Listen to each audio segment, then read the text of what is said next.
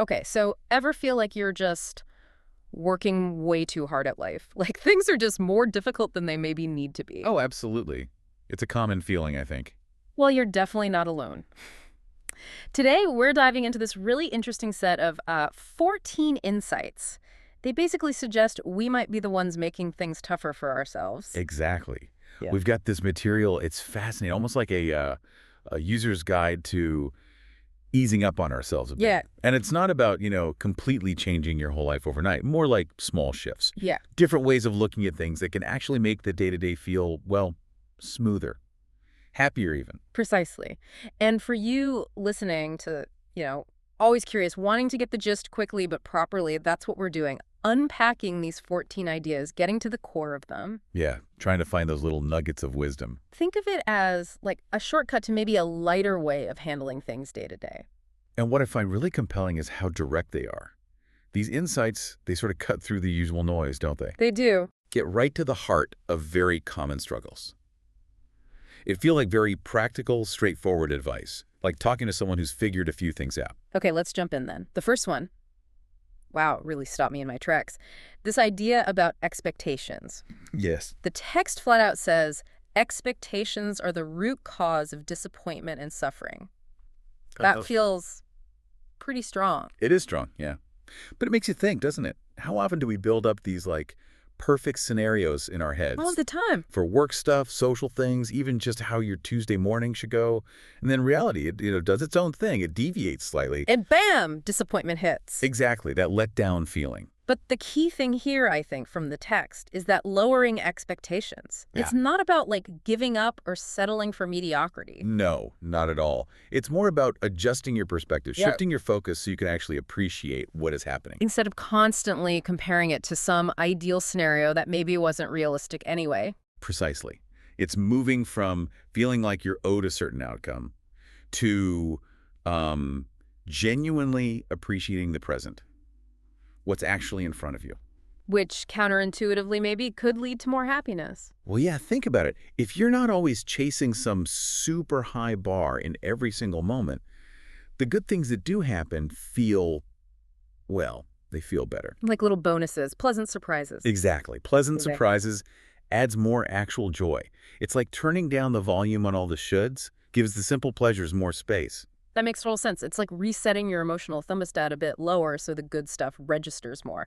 Yeah. And it ties into not feeling overwhelmed, right? Less pressure if you're not aiming for perfection constantly. Absolutely. Which flows really nicely into the second insight, actually, this idea of self-love being fundamental. Okay. The text puts it plainly. Self-love isn't selfish. It's an essential foundation for a complete life. Right, which, okay, can sound a bit bumper stickery. It can, yeah. Yeah. But the way it's explained here feels more grounded. It's about actively, looking after your own needs, real self-care, physical and mental. And forgiving yourself, too. That's a big part of it. We all mess up. We do. What's interesting is thinking about it as like a prerequisite. You can't really pour from an empty cup, can you? True. So by looking after yourself, you actually become way better at supporting others. Genuinely. It's not self-absorption. It's building a solid base. A strong inner foundation. Yeah. And when you have that sense of your own worth, it kind of radiates outwards, doesn't it? It influences how you interact with everyone. And it feels logical, too, that if you value yourself, people tend to respond to that. You sort of set the standard internally for how you expect to be treated. Exactly. Now, building on that internal value, insight number 3 talks about following your gut, your instincts, and owning your choices. Ah, okay. The core idea is if you decide based on what feels right to you, you're less likely to end up blaming other people if things go sideways. Oh, I know this one well. It's so easy to get pushed around by what everyone else thinks you should do, society, family, friends. The shoulds again. Yeah. And then if it doesn't work out, you look around for someone else to point the finger at. But what's key here is taking responsibility. Mm-hmm. Even if you follow your heart and it doesn't lead where you expected, Right. you own it. Right. And that feels very different from the regret you might feel living out someone else's plan that failed. Totally. Because even if your own choice leads to a failure, quote unquote, there's still that sense of, okay, I tried that, I learned something. But if you followed someone else's advice and it went wrong, Right. you can just feel lost Yeah. and maybe resentful. Precisely. Which brings us to a great pair, insights 4 and 5. They're all about just doing things, taking action, even imperfect action. Right. The text says, take more action. Even if the results are poor, at least you tried. And it doubles down. Whether we succeed or fail, at Right. least we tried. This tackles that fear of failure head on, doesn't it? That thing that paralyzes so many of us. We want it to be perfect right out of the gate, so we just don't start. And the text really nails it. Not trying at all is the real failure. Every single attempt, every action, it's a learning opportunity. Even the ones that don't look like successes on the surface. Especially those, maybe. They give you data, information for the next try. It shifts the whole focus from just the final result to the process itself. The trying, the learning. It reframes effort completely. It's not just about the shiny end product, the energy you put in, the lessons learned along the way. That's valuable in itself. Continuous improvement, not instant perfection. Exactly. Okay, let's shift gears slightly. Insight 6 looks at energy and specifically the role of food. Ah, interesting. It suggests food is not just a source of energy for the body, but also has connections to our emotions and feelings. Right, more than just calories in. When you're feeling drained, the idea is that choosing food that's both nourishing and enjoyable, that can actually lift your mental state too. Yeah, and there's nuance here. It's not saying, eat your feelings or use food to mask problems, Good point. but it is highlighting that powerful link between mindful eating, good food, and your emotional well-being. It's Yeah. giving yourself that care through something satisfying and healthy, a kind of practical self-care. Which is super practical, isn't it? Especially if you're feeling burned out. It's a concrete thing you can do. Taking care of your physical self directly impacts your mental strength. Absolutely. And speaking of mental state, insight number 7 talks about solitude, the value of being alone sometimes. Okay. It says we need to distance yourself from others sometimes. Being alone can be comfortable too. Which feels almost rebellious. In our hyper-connected world, there's this pressure to always be on, always connected, always responding. Right.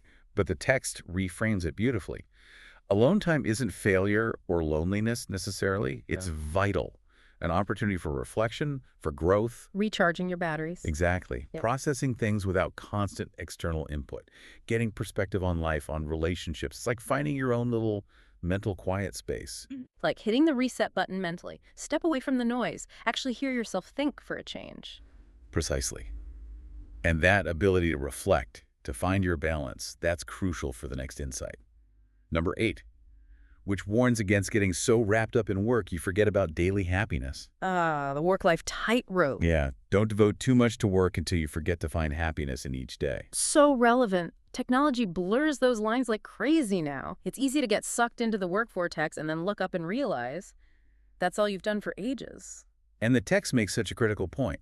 Yes, work towards future goals. That's important. But not at the total expense of joy now. Find happiness today, too. Yeah, actively make time for people you care about, for hobbies, for just simple pleasures, Yeah. things that create good memories today. Engage with life as it's happening. Because life isn't just something waiting for you after retirement, is it? It's now. Sacrificing all the nows for a then that might not even happen. That feels like a bad bet. It really does. Now, another area where we can make things hard. Money. Insight 9. Mindful spending, financial sense. Specifically warns against using future money if you currently don't have the ability to pay it back. Uh-oh. Credit card's calling. It's so easy, isn't it? Want it now, worry later. It is. And the text points out the stress, the potential huge problems that come from overspending, racking up debt you didn't need. It pushes for one crucial step.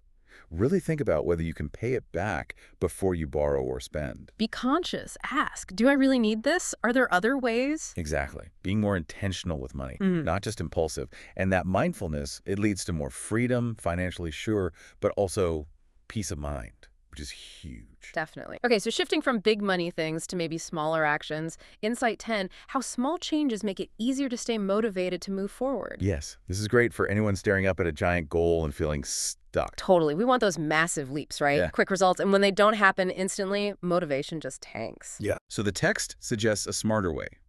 Break it down. Big goals become small, manageable steps. And this is key, actually. Notice and celebrate the small wins. Acknowledge them. Yeah. Those little successes, they build momentum, they build confidence, keep you going. It's like compound interest for motivation, isn't it? Yeah. Small, steady efforts add up to big things eventually, without that crushing feeling of overwhelm at the start. Exactly right. Okay, now for a tricky area. How we handle what others think. Insight 11. Don't waver because of others' criticism. Oof, that's a tough one. It's so easy to get thrown off by negative comments. It really is. Yeah. But the text offers a useful lens here. Criticism often says more about their views, their biases, than it does about you or your actual worth. Right, it's their filter. Exactly. So giving every negative comment huge weight, that just chips away your confidence. It can push you off your own path, trying to please everyone. So it's about strengthening that internal compass again, staying true to your values, trying to be someone you're proud of, while still being open to feedback that's actually helpful. That's the balance, isn't it? Developing discernment. Knowing the difference between someone just tearing you down and someone offering genuine, constructive input you can actually use to grow. Okay. And linking into perception again, Insight 12 talks about the power of a positive outlook. A positive attitude helps us live happily. Now, again, clarification needed. This isn't about toxic positivity, pretending problems don't exist. Right. Not just plastering on a smile. No. It's more about consciously choosing how you frame things. Looking for the opportunities, the lessons, even in tough situations. It's a mental muscle you can build. It's about realizing we can't always control events, but we can control our response, our interpretation.